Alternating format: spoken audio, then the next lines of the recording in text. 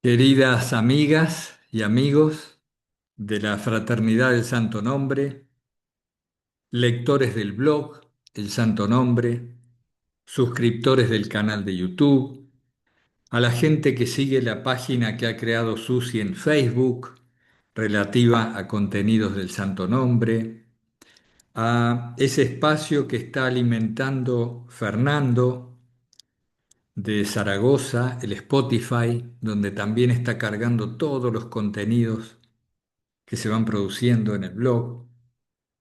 A todos ellos, a quienes nos visualizan o escuchan, los saludamos con un sentimiento fraterno, agradecido y fraterno. Estamos dando continuidad a esta lectura muy pausada de las memorias de un peregrino ruso, tratando de tomar referencia de él muchas veces, también de su maestro, de su starets, de las experiencias que él vivía y a partir de esa referencia ir vinculando esta enseñanza de vida con la nuestra propia. ¿Mm? Antes de esto, antes de continuar con esto, buscamos esa sensación de la presencia divina que nos acompaña, que nos sostiene, en la cual podemos descansar. Esa confianza en que todo es como tiene que ser y todo se va a desarrollar según el supremo designio.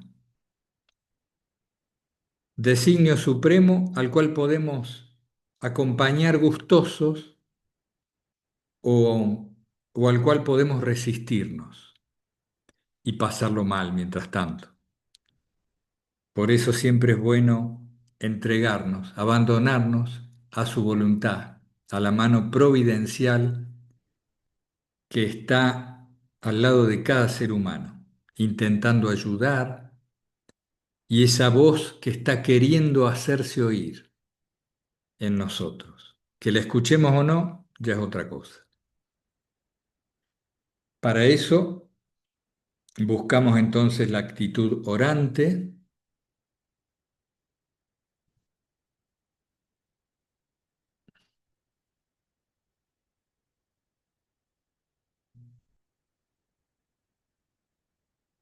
y la señal de la cruz, este signo sagrado, nos permite atravesar el umbral. En el nombre del Padre, del Hijo y del Espíritu Santo. Bueno, dentro de este segundo relato, ahora viene una historia particular. Ustedes se acuerdan que dijimos, decía el peregrino, pasé más de 2 meses así en este deleitoso estado, ¿no? Iba casi siempre por los bosques, marchando por los caminos que unen las aldeas entre sí. Cuando llegaba a alguna parte pedía que llenaran con pan seco mi bolsa y que me dieran un puñado de sal. Echaba yo mismo agua a mi burachoc y otra vez a caminar unas 100 verstas. Ahí quedamos, si no me equivoco, en la marca que hice en el libro. Continúa el peregrino. No sé si por causa de los pecados de mi alma o por falta de vida espiritual o experiencia o instrucción, pero a fines del verano aparecieron las tentaciones. Fue así.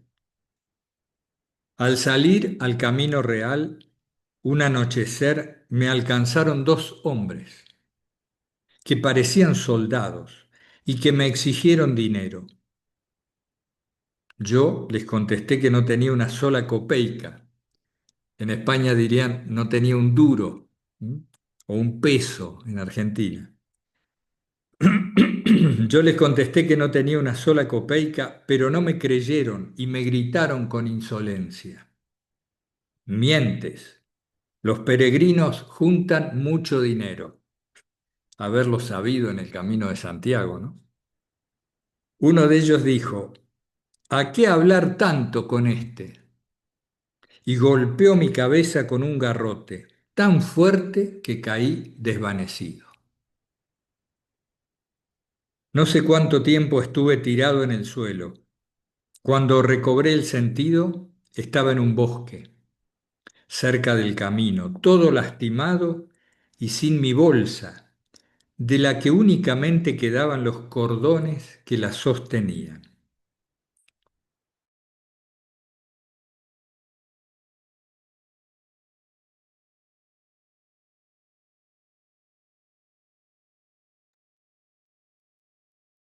Gracias a Dios no habían llevado mi pasaporte, que yo siempre guardaba en la gorra para poder sacarlo rápidamente en caso de necesidad.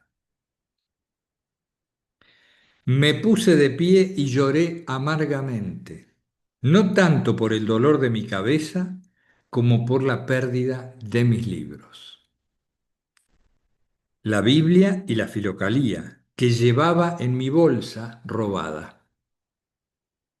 No dejaba de llorar y lamentarme de día y de noche. ¿Dónde estará ahora la Biblia que leía desde chico y que siempre llevaba conmigo? ¿Dónde estará ahora la Filocalía, de donde yo sacaba instrucciones y consuelo? Desdichado de mí, he perdido mi primero y último tesoro sin estar saciado de él. Me hubieran matado en vez de dejarme vivir sin mi alimento espiritual. Ya no podré conseguir otra vez estos libros. Aquí es importante que veamos el tema del apego. Nos da una gran enseñanza esta anécdota sobre el tema del apego. No importa el objeto al cual nos apegamos, el apego actúa por igual.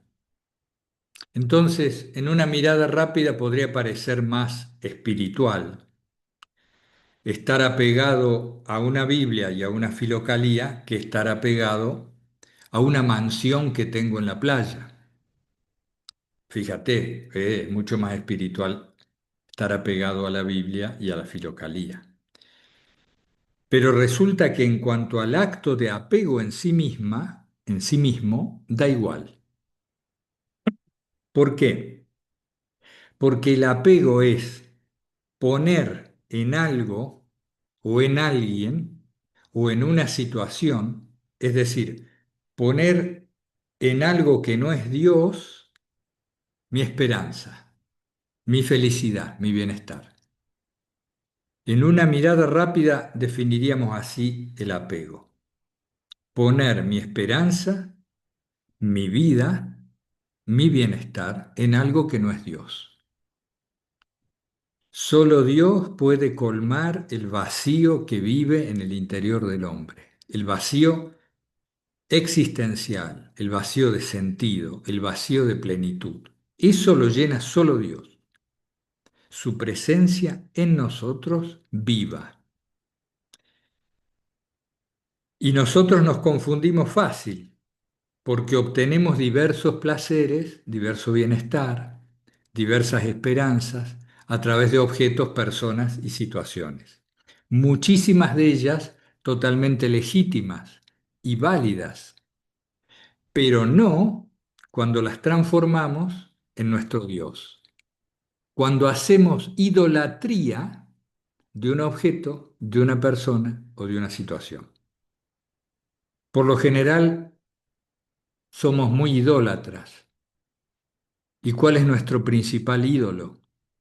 El ego, nosotros mismos. El yo superficial, el falso sí mismo. Nuestras apetencias, nuestros gustos, nuestros pareceres. Solemos idolatrar eso. Y luego se transforma en importante y sagrado todo lo que tiene que ver conmigo, con mi forma de ver las cosas. Nos idolatramos e idolatramos todo lo que tiene que ver con nosotros. Por ejemplo, nuestros hijos. ¿Quién va a dudar de la legitimidad de amar a un hijo? Nadie. Solo estamos diciendo que cuando nos apegamos, estamos poniendo en él o en ella nuestro sentido de vida. Estamos confundiéndolo con Dios. Creo que por ahí va el tema del apego, por supuesto una opinión, un punto de vista, y eso es lo que está enfrentando ahora el peregrino. En Filocalía también hay alguna que otra anécdota donde el gran asceta, ¿no? Un asceta que dormía en el piso, comía una vez cada 2 días, rezaba 24 horas, y resulta que viene un otro de ahí cerca y le saca un punzón, un pequeño lapicito, digamos así, hoy diríamos, que usaban para escribir en algún pergamino o en estos papiros que usaban en la época. Y entonces el asceta estalla, ¿no? En ira y en tratar de recuperar con violencia eso que le habían sustraído. ¿Ven? Ahí nos muestra esto mismo que le pasa al peregrino. No importa el objeto, importa lo que me daña, lo que daña mi alma, es el acto de apegarme a algo que no sea Dios. Ahora, me pueden decir, pero esto no sucede, claro que no sucede.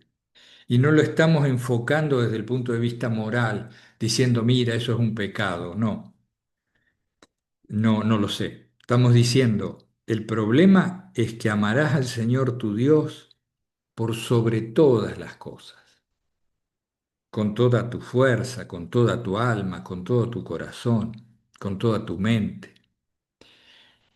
Y ese mandamiento o esa orientación de la Escritura, lo que nos está señalando es la llave de la felicidad y la plenitud humanas. Vivir en la presencia de Dios, ante todo sirviéndole a Él, teniéndolo presente, de ahí el recuerdo de Dios, que se habla siempre en la vida monástica tradicional, la memoria Dei.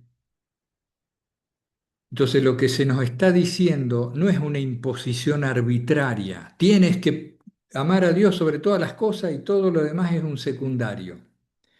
Y embrómate, acéptalo, te lo mando. No, es una enseñanza que nos dice cómo está hecha la vida, la ley de la vida. El primer amor ha de ser aquel que nos lo dio y nos lo da todo, la existencia, el creador. A partir de ahí, desde ese amor, vamos, diría, impregnando o deberíamos ir impregnando de amor el resto de nuestros vínculos y de nuestra vida. Bueno, me extendí un poco. Durante los 2 primeros días posteriores, apenas pude moverme a causa de mi gran pena. Al tercer día me abandonaron todas las fuerzas. Me acosté bajo un arbusto y me dormí. En sueños me vi en el desierto. Desierto se refiere acá al monasterio donde había estado con el maestro. En sueños me vi en el desierto, en la celda de mis starets, llorando mi desgracia. O sea, en sueños seguía pasándole lo que en el cotidiano. Esto nos ocurre, ¿no? El Staret me decía, consolándome, es así como te ha sido dada una lección sobre el desprendimiento total de todas las cosas terrestres, a fin de que puedas ir más fácilmente al cielo. En mi interior se traduce al estado espiritual necesario. ¿Mm? Al cielo. También podemos decir al estado espiritual necesario para unirte con Dios. Dios lo ha tolerado a esto que le pasó para evitar que cayeras en la gula espiritual. Él quiere que el cristiano reniegue totalmente de su voluntad, de sus deseos, de su apego a este mundo y que se entregue íntegramente a la voluntad divina. Todo lo que sucede al hombre, fíjense qué importante este concepto, todo lo que sucede al hombre, Dios lo dispone para su salvación. quiere que todos los hombres sean salvos. ¿Mm? En otros términos, nos hizo para la felicidad, pero para la felicidad profunda, imperturbable, verdadera, no dependiente de ninguna circunstancia. Esto quiere decir que nos hizo para unirnos a Él, que es el único impasible que hay. Anímate y ten fe. No os ha sobrevenido tentación que no fuera humana.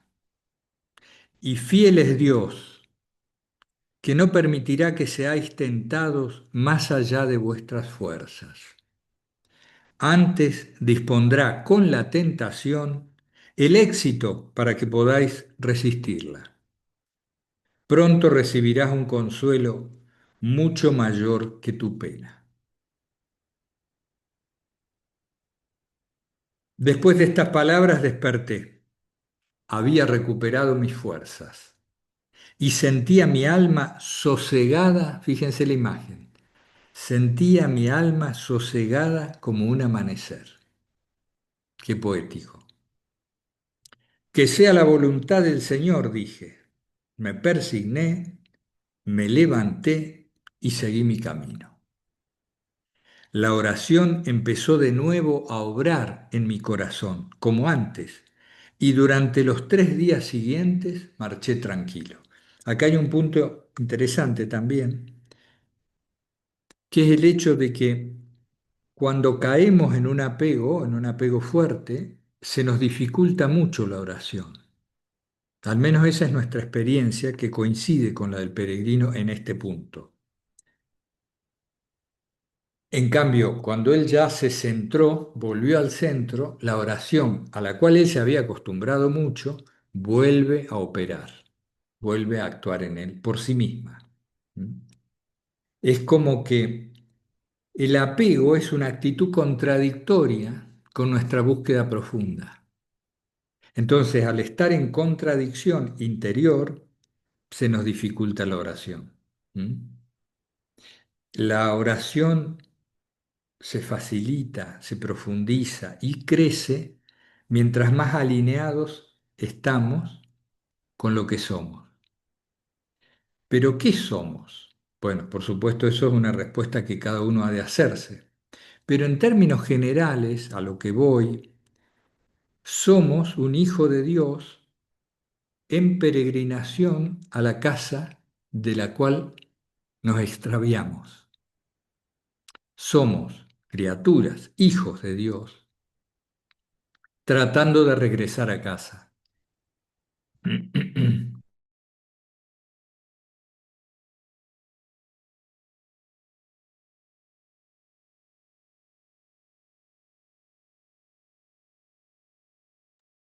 Tratando de regresar a casa y de mejorar la garganta.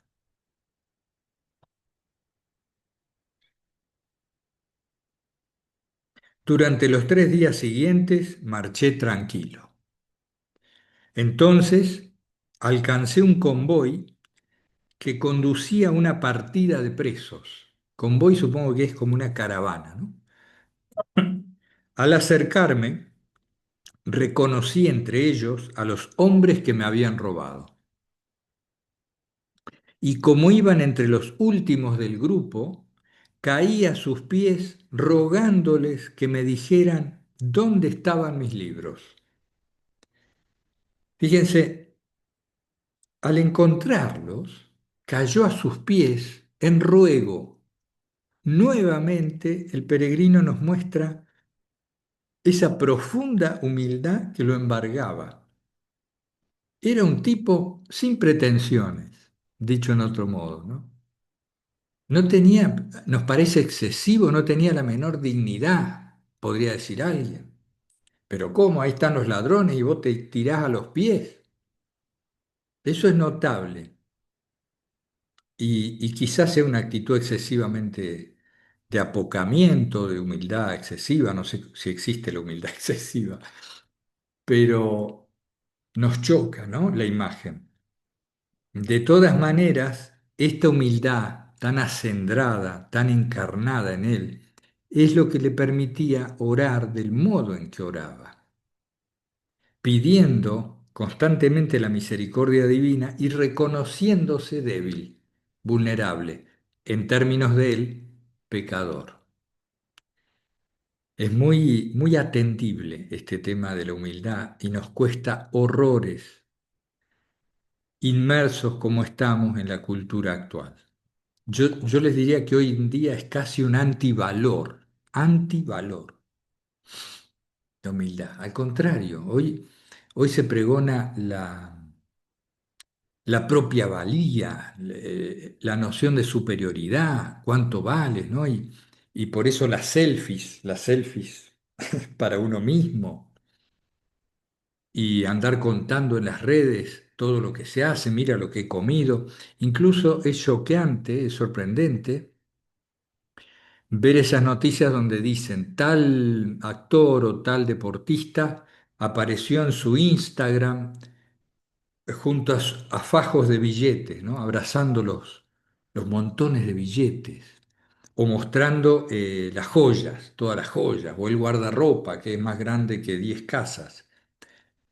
Esa es la cultura que explícita o implícitamente nos va contaminando, nos va horadando las bases de nuestra vida, de nuestra espiritualidad.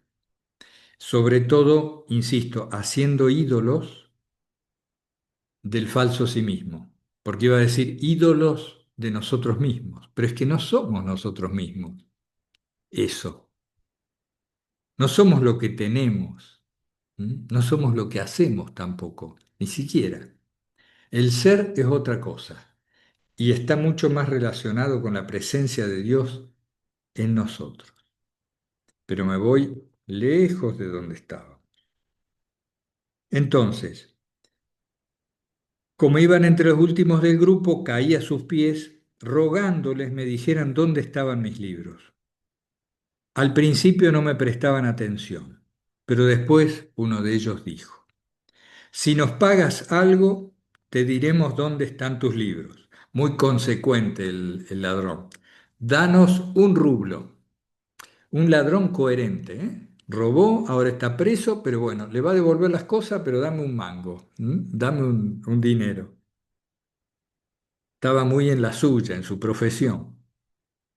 Les aseguré y les juré que se lo daría al rublo, aunque tuviera que pedirlo en nombre de Cristo. Puedo darles mi pasaporte como prenda si quieren. Aquí también podemos decir algo en favor del peregrino. Andar sin pasaporte en la Rusia de esa época era gravísimo. Permanentemente tenías que mostrar quién eras. Y sobre todo, según he leído, para evitar ser considerado un desertor, que tenía una pena gravísima, incluso hasta la muerte. Entonces vos tenías que mostrar que estabas en regla, ¿no? No era una época sencilla como no la es ninguna otra. Ya viendo con la situación actual tampoco es sencilla. Entonces, cuando él les ofrece el pasaporte como prenda, como garantía, ahí nos está mostrando también cómo se está dispuesto a quedarse sin nada por recuperar la Biblia y la filocalía. Es cierto que ahí tiene sus apegos, pero también podemos ver que es cierto cómo valora esa vida espiritual que él adquiría a través de estos medios, la escritura y la filocalía. Podemos verlo, ¿no? Depende de dónde ajustemos el punto de vista. Entonces dijeron que mis libros estaban allí, en el convoy, junto con otros objetos que habían robado y que les quitaron al apresarlos. ¿Pero cómo haré para conseguirlos?, pregunté. Pídeselos al capitán que nos acompaña. Fui entonces a ver al capitán y le expliqué todo detalladamente. Él me preguntó,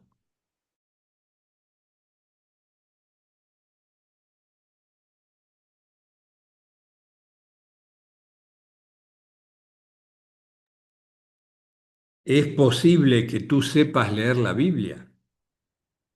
No solo sé leer, también sé escribir.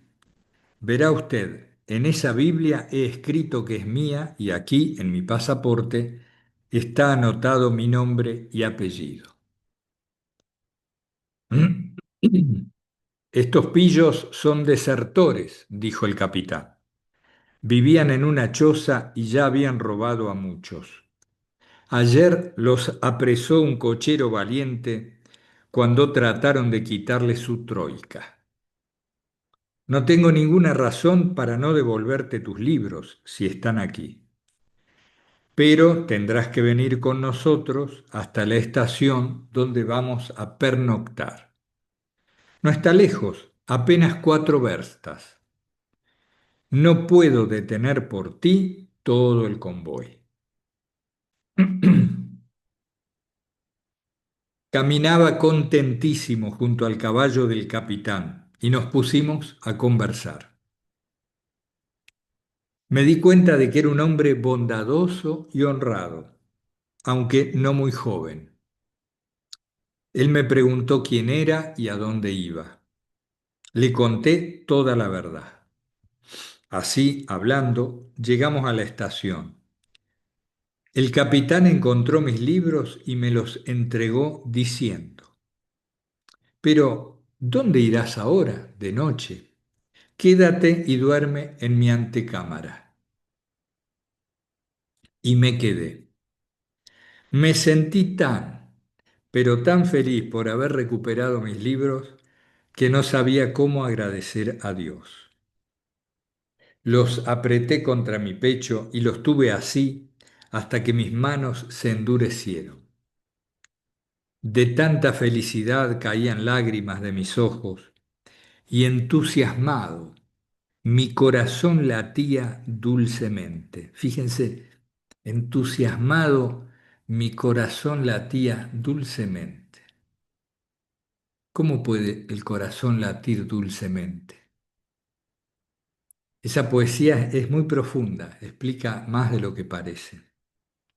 Mirándome el capitán dijo, parece que te gusta leer la Biblia. No pude responder, solo lloraba de alegría. Entonces agregó, yo también leo el Evangelio, hermano, todos los días sin falta. Y mientras lo decía, desabrochó su guerrera, ¿m?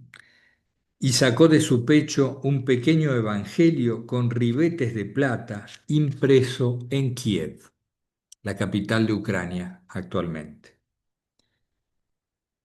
Un evangelio con ribetes de plata impreso en Kiev. Siéntate pues, he de contarte cómo llegué a esto, y ordenó, tráiganos la cena. Cuando estuvimos sentados a la mesa, comenzó su narración. Yo lo voy a dejar ahí porque es extensa la narración que sigue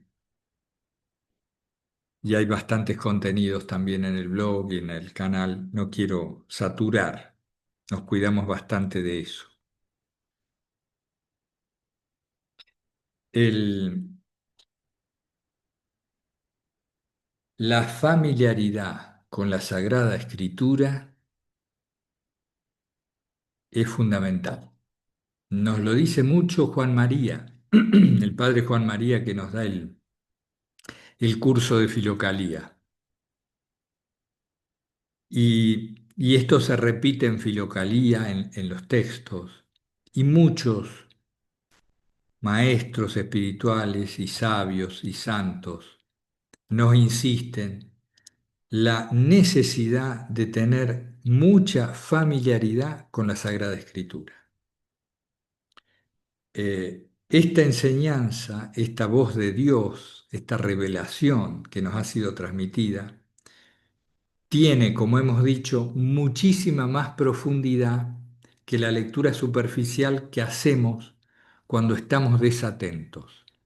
Por eso la Sagrada Escritura ha de leerse siempre en actitud orante. ¿M? De otro modo no escarbamos, no aparece la fertilidad que tiene ese suelo, esa tierra. que se nos ha transmitido. Eso también nos enseña el peregrino. Para la familiaridad con la Sagrada Escritura es basta dedicarle un pequeño tiempo cada día. ¿Mm? Unos minutos. Si lo hacemos cada día, a lo largo del tiempo veremos cuán familiares nos volvemos de sus contenidos, de sus imágenes, de su poesía y sobre todo de su mensaje, de su enseñanza. A propósito de esto, hoy domingo, estoy grabándolo este mismo domingo. ¿Qué domingo es? A ver, domingo 5 de octubre.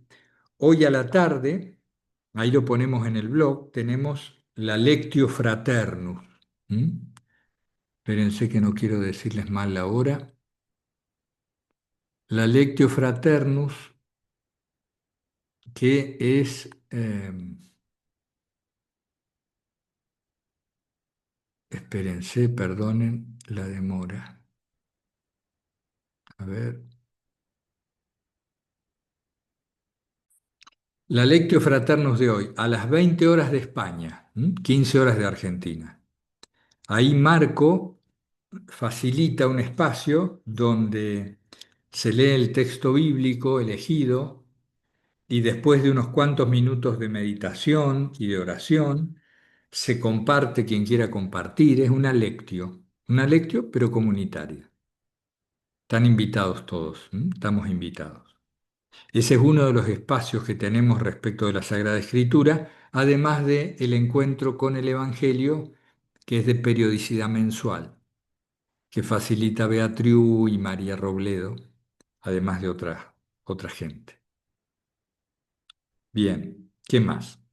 Quiero hacerles una consideración que no tiene que ver explícitamente con la lectura del peregrino, sino con un comentario que me llegó por WhatsApp, por correo o por WhatsApp, respecto de uno de los últimos vídeos. Y por eso poníamos el post que pusimos ayer en el blog. Es decir, yo estoy repitiendo la oración de Jesús. Pero lo más normal es que al irme yendo hacia el cotidiano, hacia las actividades, la oración de Jesús se va difuminando, perdiendo, y empiezo, merced a mi identificación, empiezo a olvidarme de ella y me sumerjo en las actividades mismas. Entonces, ¿cómo es este asunto?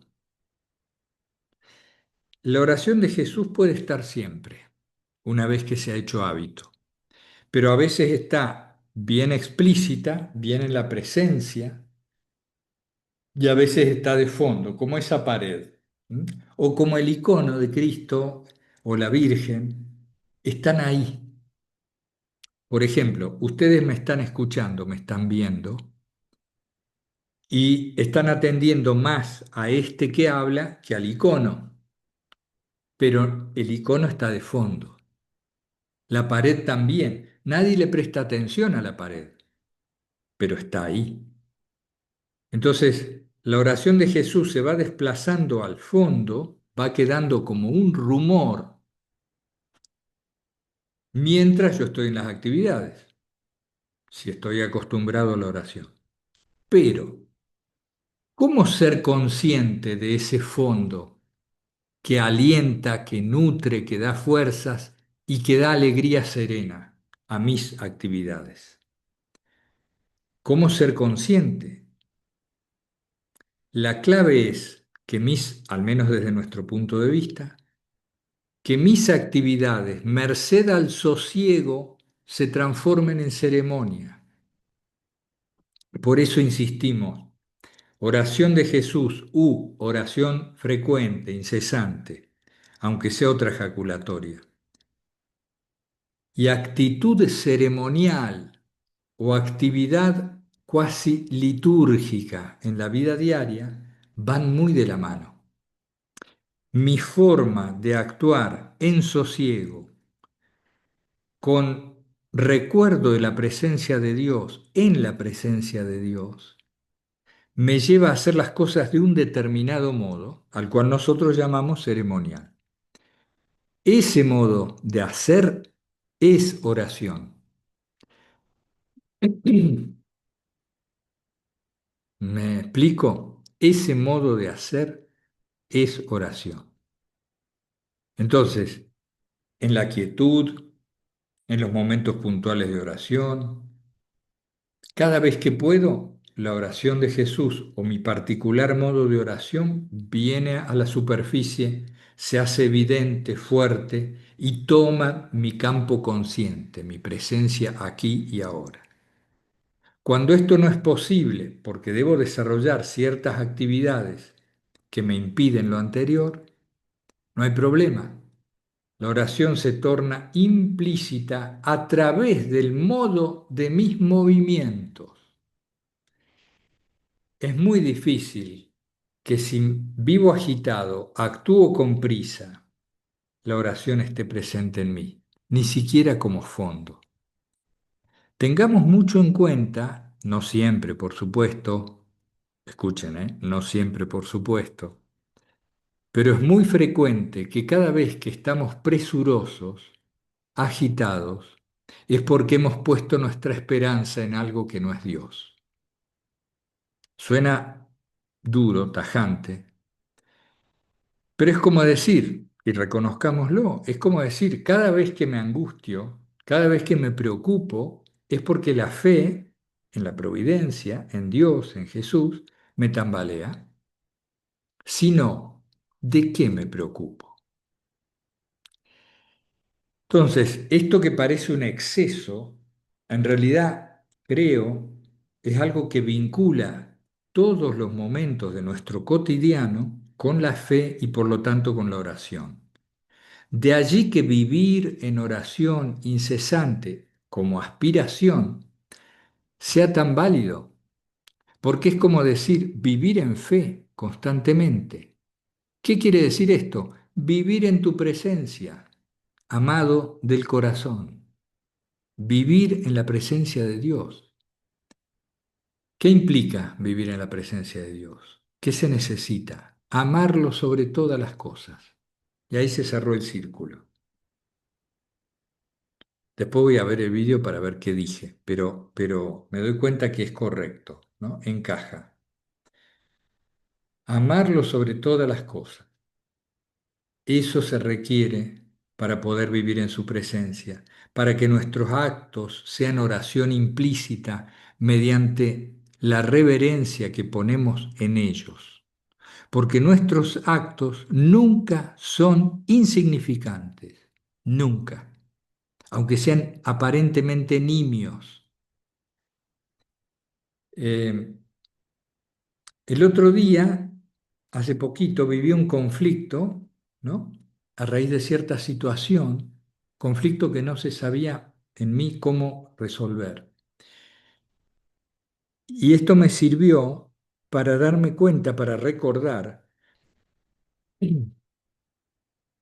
que lo que importa es cómo respondo a las situaciones ante la presencia de Dios, libres de toda otra especulación, de todo cálculo, de toda conveniencia.